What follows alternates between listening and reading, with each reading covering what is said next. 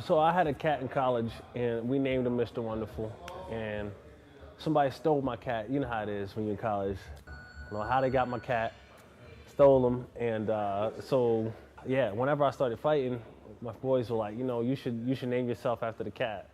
All right, whatever, I'll do it.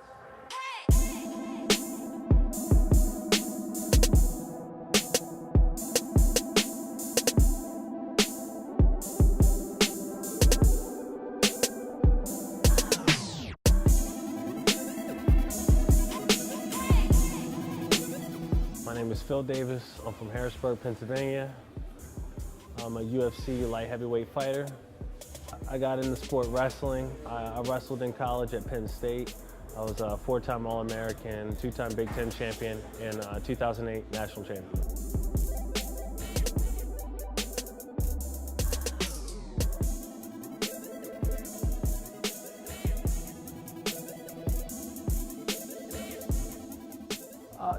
I didn't want to go to the Olympics in wrestling. It just wasn't what interested me at the time. So really, it was just, I wanted to continue competing, and MMA was just the next option. Two things. My mom was like, she said, because in wrestling, everybody gets cauliflower ear. I wrestled for 12 years and I didn't get cauliflower ear. So she was like, listen, I did all this praying so you didn't get the ear. Now you want to go do this fighting stuff. All I want you to do, go ahead and do it, but don't be okay. Just be good and don't get your ears all messed up. So all right, I can do that. I can do that. Don't worry about that. I got that.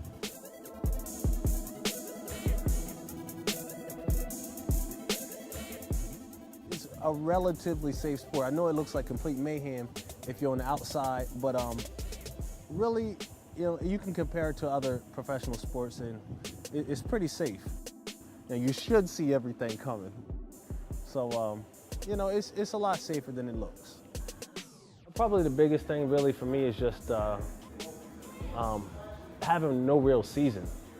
That's really kind of weird for me. There's a season for wrestling, and then you have some rest time, and MMA really you have no season, so you're just constantly training year round.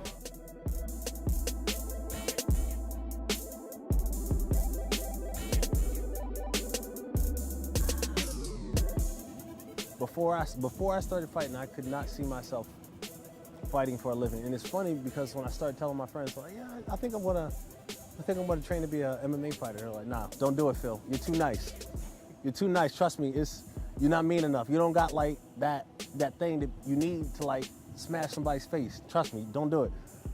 I was like, I don't know. I feel like I'd be okay with that.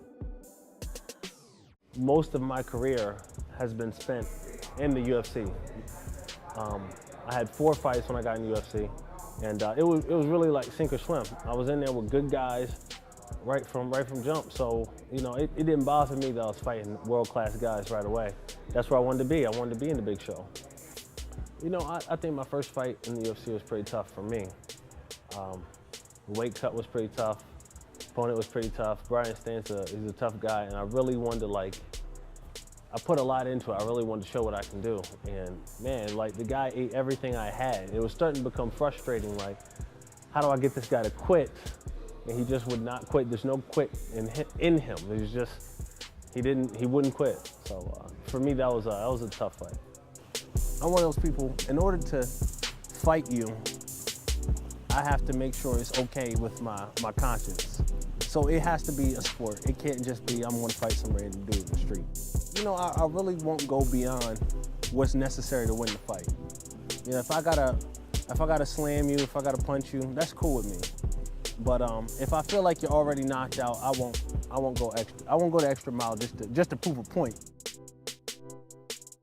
If I give you the option of you can submit or you can get your arm broken, and you choose arm broken, listen, that's a decision that happened separate from what I did. You know what I mean? That's on you.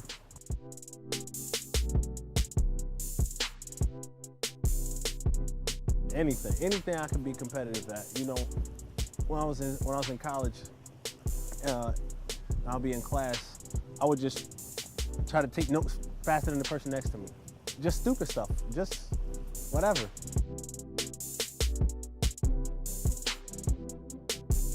Somebody's got to lose. When you step in that cage, there has to be a loser.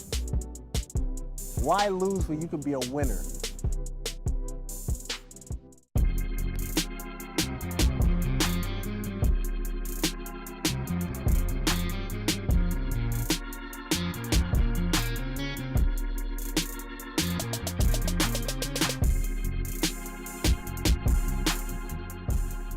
Obviously, I'm looking for a title shot. That's, nobody wants to be number 2 or anything else other than number 1. But where I'm at right now, you kind of have, after a loss, you kind of have to rebuild and work back into that number 1 contender spot. So that's where I'm at right now. What I took from that fight was that I'm exactly as good as I want to be. You know, I started training mixed martial arts in 2008, and right after graduation, this is what I started doing. Flash forward 2 years from there, I'm fighting the number 1 contender in the world. That's a big step. Rashad Evans, really good striker. Lots of knockouts, this guy. Couldn't really knock me out. He didn't really ever have me like dazed or out of it. He definitely beat me standing, but it was never, oh no, we're in big trouble, you know what I mean? But I dreamt it, it's what I wanted, and the fact that I fell short on that night, it's a little disappointing, but that doesn't offset me from my final goal of being the champion. It's just, I didn't have enough time in at that point. And it's just easy, just go back to the drawing board, more time in the gym, just getting better, working hard, and just fixing the holes in your game. So definitely my striking was one of those things I wanted to clean up. My wrestling, I'm always critical of my own wrestling because I know where I should be. So my wrestling and just my overall game.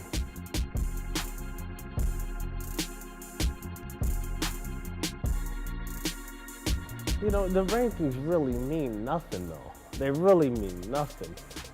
It's cool to say you're ranked, whatever you say you're ranked. There's 2 guys ranked ahead of me who have losses to me. I've only had 1 loss, so it's not like, I don't know. I don't really know where I rank. I just know where I'm headed. So,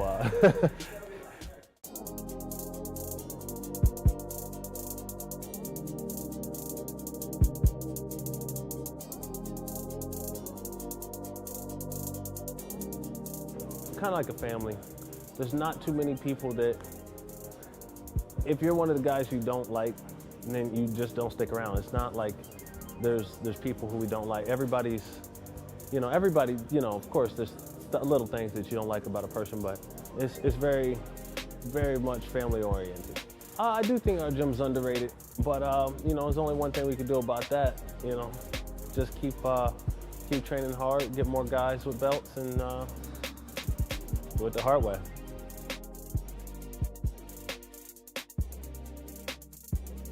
It's cool, A lot of people can't do that because the ego won't let them do it, I'm the type of person, I'm not gonna be like, hey, getting out of hand, man, I beat you, don't forget that. I'm not that kind of dude. And he's not the kind of dude either that would say like, hey, if this training session was the real fight, you would have just got knocked out. You know what I mean? It's cool, man. We just trade tips and knowledge, and it's just real. It's better for both of us. It really is. It's a good learning experience to have us both looking for the same goals and training together. It seems like it shouldn't work out. It really does.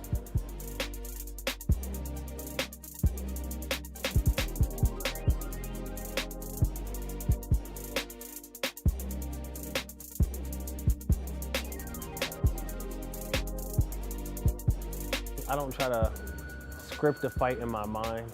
I just prepare myself for a tough fight, and I just prepare myself to win in every situation. Some guys get in this thing where they say like, oh, I'm a striker, and then at all costs, they will not let the fight go to the ground, even if they are the better fighter on the ground. And I'm not that guy. You know, if he wants to stand, we'll stand. If he wants to wrestle, we'll wrestle. If he wants to play jiu-jitsu, then we'll do that thing too. It's not like he will not win anywhere. That's the way I look at it.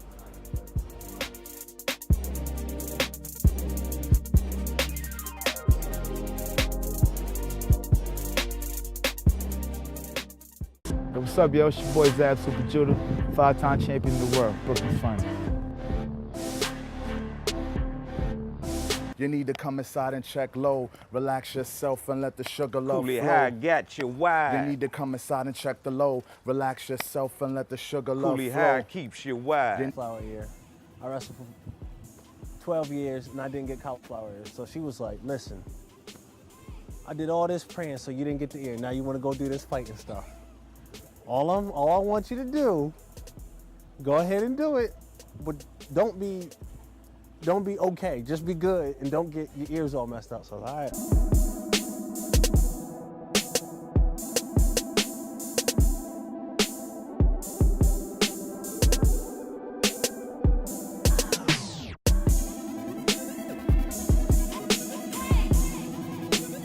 My name is Phil Davis. I'm from Harrisburg, Pennsylvania. I'm a UFC light heavyweight fighter.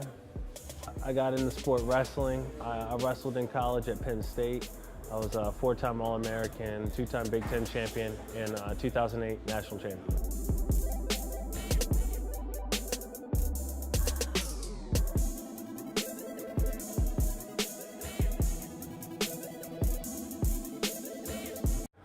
So I had a cat in college, and we named him Mr. Wonderful. And somebody stole my cat. You know how it is when you're in college. I don't know how they got my cat, stole him, and so yeah. Whenever I started fighting, my boys were like, you know, you should name yourself after the cat. All right, whatever, I'll do it.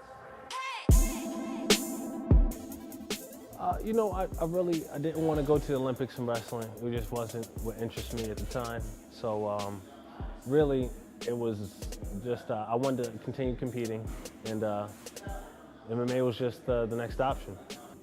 Two things. My mom's was like, she said, because in wrestling, everybody gets cauliflower.